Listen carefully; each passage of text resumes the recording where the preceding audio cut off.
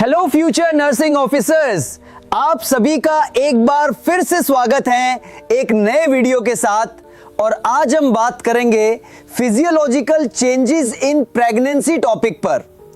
यहां पर हम डेली 10 क्वेश्चन सॉल्व करते हैं किसी एक पर्टिकुलर टॉपिक पर, ठीक 5 बजे, वो भी नर्सिंग प्रायोरिटी वाले क्वेश्चंस। अगर आप नए हो तो सब्सक्राइब का बटन दबाओ और जुड़ जाओ हमारे इस मिशन पर, वो भी बिल्कुल मुफ्त। तो चलिए बढ़ते हैं अपने पहले क्वेश्चन पर। Question 1, A G1 P0 client at 32 weeks gestation presents for a routine prenatal visit. She reports increasing shortness of breath with mild exertion, occasional lightheadedness when standing quickly, and generalized mild ankle edema by the end of the day. Her blood pressure is 110/70 millimeter mercury and heart rate is 92 bpm. The nurse understands these findings are primarily due to which complex physiological adaptation? A. Increased plasma volume leading to hemodilution and decreased peripheral vascular resistance. B. Progesterone induced smooth muscle relaxation leading to venous pooling and respiratory alkalosis. C. Estrogen mediated increase in capillary permeability and elevated diaphragm. D. Increased red blood cell mass creating a hypercoagulable state and increased cardiac workload. Correct answer A. Explanation: pregnancy में cardiovascular system में significant adaptations होती है। Plasma volume में 40-50% तक increase होता है, जो RBC मास के इंक्रीज 20-30% से ज्यादा होता है। इससे हीमोडाइल्यूशन और फिजियोलॉजिकल एनीमिया होती है। साथ ही पेरिफेरल वास्कुलर रेजिस्टेंस पीवीआर में डिक्रीज होता है, मोस्टली ड्यू टू प्रोजेस्टेरॉन के इफेक्ट्स और यूटेरो प्लेसेंटल यूनिट में लो रेजिस्टेंस सर्कुलेशन के कारण। ये कॉम्बिनेशन इंक्रीज्ड ब्लड वॉल्यूम और डिक्रीज्ड पीवीआर कार्डियक आउटपुट को सिग्निफिकेंटली बढ़ाता है, जो 30-50% तक इंक्रीज हो सकता है। Shortness of breath, physiological dyspnoea is often due to increased oxygen demand and slight hyperventilation, but increased cardiac output and fluid overload also contribute. Lightheadedness, orthostatic hypotension, decreased PVR और venous pooling के कारण होता है जब client position change करती है, especially from lying to standing. Ankle edema, increased hydrostatic pressure, decreased colloid osmotic pressure due to hemodilution और venous obstruction के कारण होती है। इसलिए option A, increased plasma volume leading to hemodilution and decreased peripheral vascular resistance, इन सभी findings का most comprehensive और एक्यूरेट फिजियोलॉजिकल एक्सप्लेनेशन है। Option B, progesterone induced smooth muscle relaxation venous pooling में कंट्रीब्यूट करता है और रेस्पिरेटरी एल्कलोसी भी होती है, पर ये सभी सिम्टम्स को फुली एक्सप्लेन नहीं करता। Option C, oestrogen capillary permeability बढ़ाता है और डायफ्राम एलिवेट होता है, पर यह प्राइमरी ड्राइविंग फोर्स नहीं है for all listed symptoms.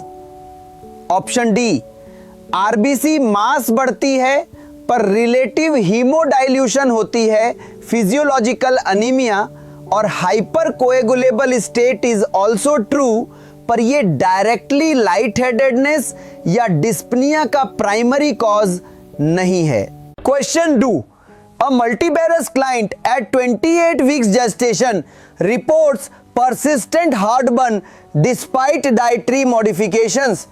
She also notes occasional shortness of breath, particularly after meals. The nurse knows that these symptoms are primarily related to which hormonal and mechanical changes during pregnancy? A. Increased estrogen causing gastric acid hypersecretion and compression of the stomach by the growing uterus. B. Elevated human chorionic gonadotropin HCG stimulating chemoreceptor trigger zone and diaphragm elevation. C. Progesterone mediated smooth muscle relaxation of the esophageal sphincter and upward displacement of the diaphragm. D. Human placental lactogen HPL leading to decreased gastric motility and increased metabolic rate. Correct answer C. Explanation: pregnancy में heartburn, gastro-oesophageal reflux और shortness of breath common complaints हैं। Heartburn का primary reason progesterone hormone है जो smooth muscle relaxation करता है। इससे lower oesophageal sphincter LES tone decrease हो जाता है, allowing gastric contents to reflux into the oesophagus. साथ ही ग्रेविड यूट्रस का मैकेनिकल प्रेशर स्टमक पर भी कंट्रीब्यूट करता है। Shortness of breath physiological dyspnoea में डायाफ्राम का अपवर्ड डिस्प्लेसमेंट भी एक मेजर मैकेनिकल फैक्टर है due to uterine growth. Hormonal changes like progesterone also increase respiratory drive. इसलिए option C, progesterone mediated smooth muscle relaxation of the esophageal sphincter and upward displacement of the diaphragm most accurate और comprehensive explanation है। Option A, estrogen does not cause gastric acid hypersecretion. Usually acid production is unchanged or slightly decreased. Option B, HCG nausea and vomiting morning sickness से related है, न कि heartburn या late pregnancy shortness of breath. Option D, HPL primarily insulin resistance और glucose metabolism से related है। Decreased gastric motility progesterone का effect है, HPL का नहीं। Question 3, a pregnant client in her second trimester has a routine urine dipstick test that shows 1+ glucose. She denies symptoms of polyuria, polydipsia or polyphagia. Her medical history is negative for diabetes. The nurse interprets this finding as A, an early sign of gestational diabetes mellitus requiring immediate intervention, B, a normal physiological change in pregnancy due to increased glomerular filtration rate GFR and impaired tubular reabsorption, C, indicative of an impending urinary tract infection UTI requiring urine culture and antibiotics, D, a false positive result due to dietary intake of simple carbohydrates before the test. Correct answer B. Explanation, pregnancy में renal system में significant changes होते हैं।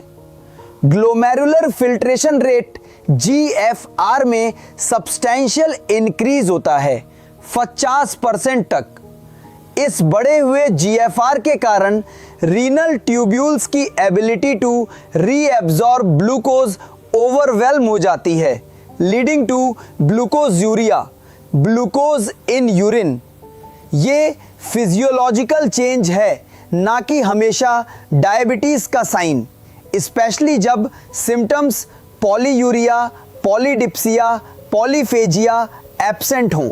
Option A, although gestational diabetes screening is done later, isolated 1+ glucose in urine without other symptoms is not an early sign requiring immediate intervention but rather a common physiological finding. Option C, UTI में usually nitrites, leukocytes और protein भी present होते हैं और symptoms dysuria, urgency भी होते हैं। Isolated glucosuria UTI का प्राइमरी इंडिकेटर नहीं है। Option D, dietary intake can influence, पर प्रेगनेंसी में renal threshold for glucose decrease होने के कारण इवन नॉर्मल इनटेक से ग्लूकोज यूरिया हो सकती है। Question 4, a G2P1 client at 36 weeks gestation reports increased fatigue, constipation and leg cramps. Her hemoglobin is 10.2 grams per deciliter and hematocrit is 31%. She is taking a prenatal vitamin with iron daily. The nurse explains that her current hemoglobin and hematocrit levels are A. Indicative of severe iron deficiency anemia requiring intravenous iron supplementation. B. Consistent with physiological anemia of pregnancy which is expected at this stage. C. A cause for concern suggesting an underlying pathological condition requiring further investigation. D. Within normal limits for a non-pregnant individual, thus ruling out anemia. Correct answer B. Explanation: pregnancy में physiological anaemia एक expected finding है। Plasma volume में increase red blood cell mass के increase से ज्यादा होता है। इस हीमोडाइल्यूशन के कारण हीमोग्लोबिन और हीमेटोक्रिट वैल्यूज डिक्रीज हो जाते हैं even if actual RBC production normal हो। 36 वीक्स जेस्टेशन पर हीमोग्लोबिन 10.2 ग्राम्स पर डिसीलीटर और हीमेटोक्रिट 33% यूजुअली फिजियोलॉजिकल एनीमिया के रेंज में आता है। सेकेंड ट्राइमेस्टर में HGB 10.5 to 11 ग्राम्स पर डिसीलीटर, थर्ड ट्राइमेस्टर में HGB 10 ग्राम्स पर डिसीलीटर को एनीमिया माना जा सकता है, पर 10.2 is borderline physiological in late pregnancy. Client iron supplement ले रही है और given the late gestation, this value is often tolerated without aggressive intervention unless there are other symptoms. Option A 10.2 grams per deciliter severe anemia नहीं है। IV iron usually severe cases के लिए reserve होता है या ओरल आयरन इनटॉलरेंस पर failure पर। Option C, जब तक कोई और अलार्मिंग साइन ना हो ये values alone pathological condition suggest नहीं करते। Option D, non pregnant individuals के लिए नॉर्मल रेंज में नहीं है, उनके लिए नॉर्मल HGB हायर होता है। Question 5, a nurse is providing discharge education to a postpartum client who had a normal vaginal delivery 24 hours ago. The client asks why she is still experiencing increased vaginal discharge, lochia, and occasional after pains despite the uterus feeling firm on palpation. The nurse explains these are normal physiological processes primarily caused by A. Ongoing estrogen stimulation of the endometrium and uterine muscle contractions to prevent hemorrhage. B. Decreased progesterone levels leading to uterine involution and oxytocin induced contractions for placental site healing. C. Increased prolactin secretion stimulating uterine contractions and shedding of the decidua. D. Continued human placental lactogen HPL production promoting uterine muscle regeneration and discharge. Correct answer B. Explanation: postpartum period में भी body physiological changes से गुजर रही होती है। After pens uterine contractions हैं जो uterus को इन्वोल्यूशन प्री प्रेगनेंसी साइज में वापस आना में हेल्प करती हैं। ये कॉन्ट्रैक्शंस ऑक्सीटोसिन रिलीज से स्टिमुलेट होती हैं जिसमें ब्रेस्ट फीडिंग भी कंट्रीब्यूट करता है। मल्टी पैराज में ये ज्यादा नोटिसेबल होते हैं क्योंकि उनकी यूटेराइन टोन ऑलरेडी कम होती है। लोचिया यूटेराइन लाइनिंग डिसिडुआ की शेडिंग है जो पोस्टपार्टम 4 तो 6 वीक्स तक चलती है। ये सब चेंजेस प्राइमरीली प्लेसेंटा के डिलीवरी के बाद हार्मोन्स के सडन डिक्रीज, स्पेशली प्रोजेस्टेरोन और एस्ट्रोजन और ऑक्सीटोसिन के कॉन्टिन्यूड इफेक्ट्स से होते हैं। प्रोजेस्टेरोन लेवल्स का डिक्रीज यूटेराइन कॉन्ट्रैक्शंस को अलाउ करता है और डिसिडुआ को शेड होने देता है। Option A, oestrogen levels decrease होते हैं postpartum. Option C, prolactin primarily milk production से रिलेटेड है, while it affects oxytocin, the primary hormonal trigger for involution is progesterone decrease. Option D, HPL placenta से produce होता है और placenta के delivery के बाद रैपिडली डिक्रीज हो जाता है। Question 6, a pre-gravid client at 18 weeks gestation reports frequent severe headaches that are unresponsive to acetaminophen. Her blood pressure has been consistently within normal limits at prenatal visits. The nurse should explain that these headaches are most likely related to A, early signs of preeclampsia due to vascular changes, B, progesterone induced cerebral vasodilation causing vascular headaches, C, estrogen induced increased blood flow to the brain and altered cerebral vascular tone, D, dehydration and electrolyte imbalances due to morning sickness. Correct answer C. Explanation, pregnancy में headaches common हैं और often benign होते हैं। जब pre-eclampsia के signs high BP, proteinuria absent हों तो severe headaches के लिए oestrogen induced changes most likely contributing factor हैं। एस्ट्रोजन ब्लड फ्लो को इंक्रीज करता है और सेरेब्रल वास्कुलर टोन को ऑल्टर कर सकता है, जिससे वास्कुलर हेडेक्स हो सकते हैं। Hormonal fluctuations specially in the first and second trimesters often contribute to these headaches. Option A, pre-eclampsia में हेडेक्स होते हैं पर usually later in pregnancy after 20 weeks और हाई ब्लड प्रेशर के साथ एसोसिएट होते हैं।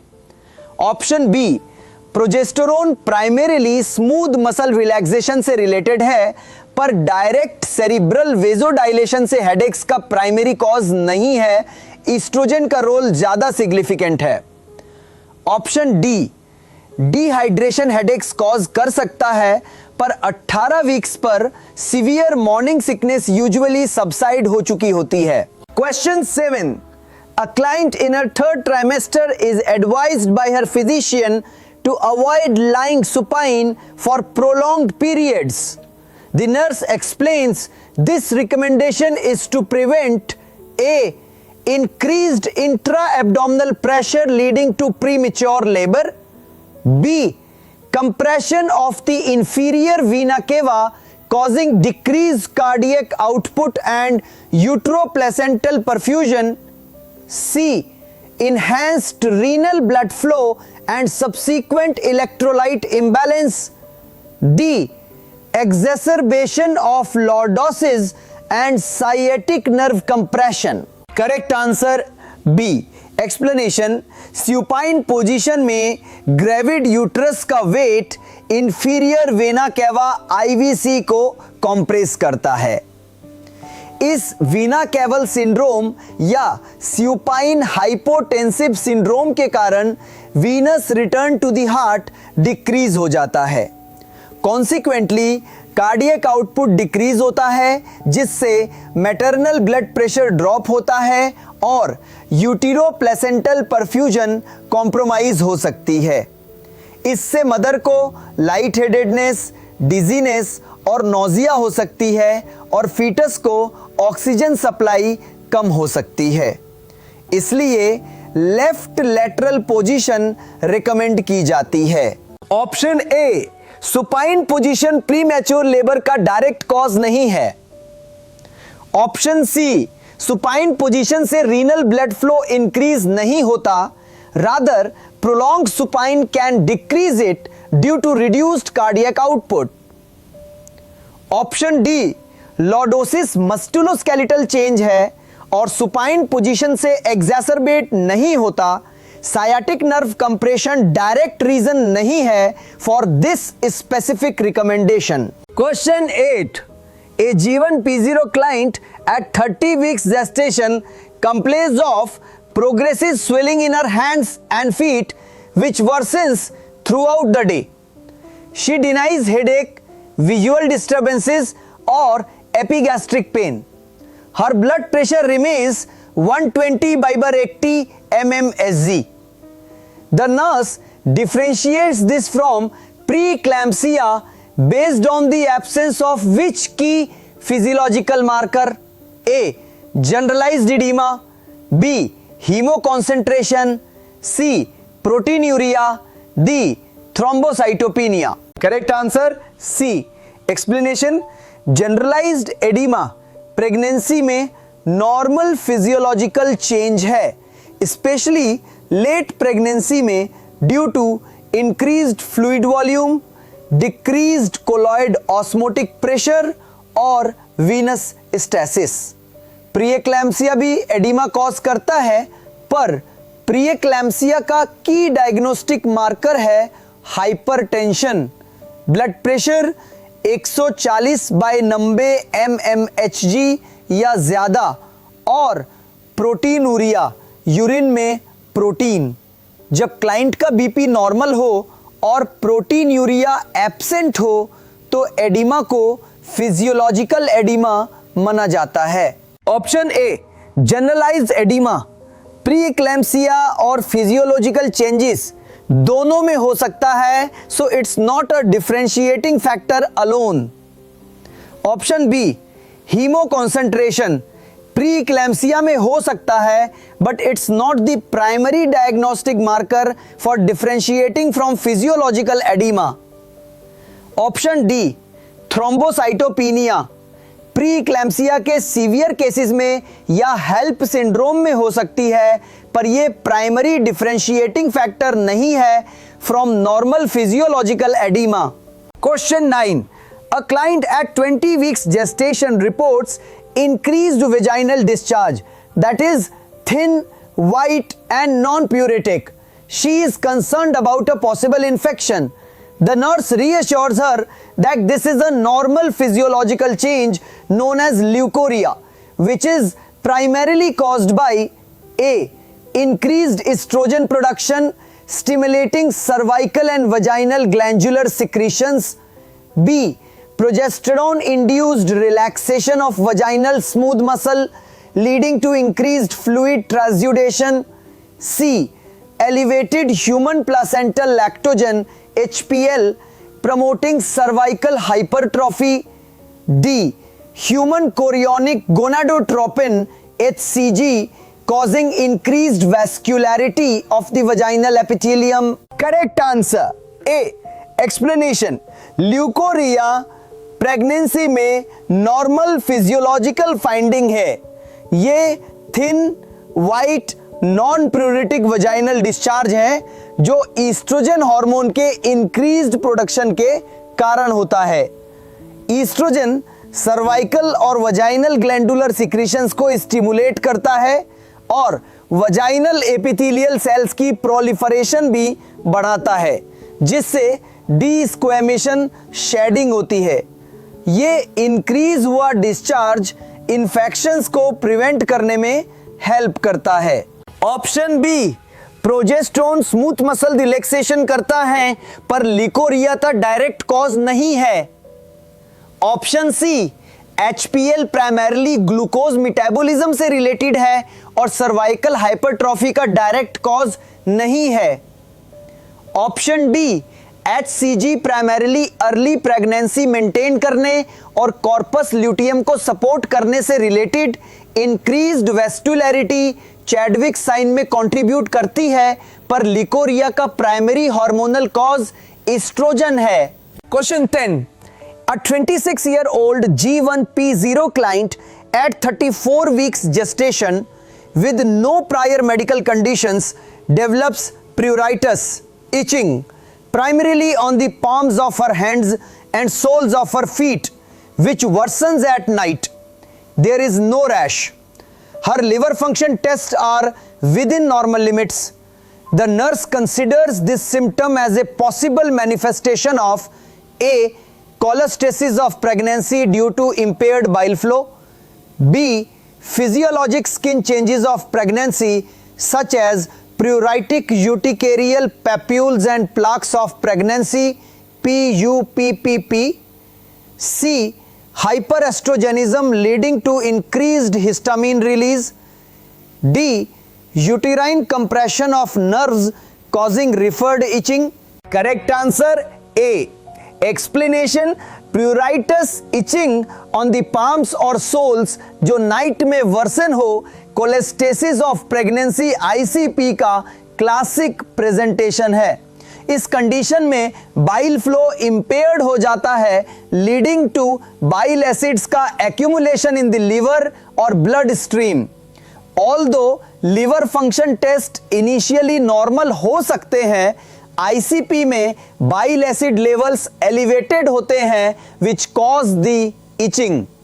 ICP एक सीरियस कंडीशन हो सकती है for the foetus, increased risk of preterm birth, meconium stained fluid, stillbirth और requires close monitoring.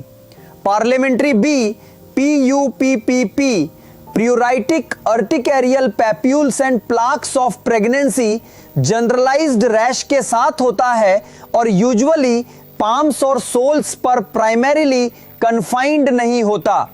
लासिस C, hyperoestrogenism physiological itching cause कर सकता है, पर स्पेसिफिक पाम सोल डिस्ट्रीब्यूशन और नॉकटर्नल वर्सनिंग कोलेस्टेसिस का स्ट्रॉन्ग इंडिकेटर है। Video पसंद आया हो तो इससे लाइक करें, शेयर करें और चैनल नर्स विकी को सब्सक्राइब करना ना भूलें।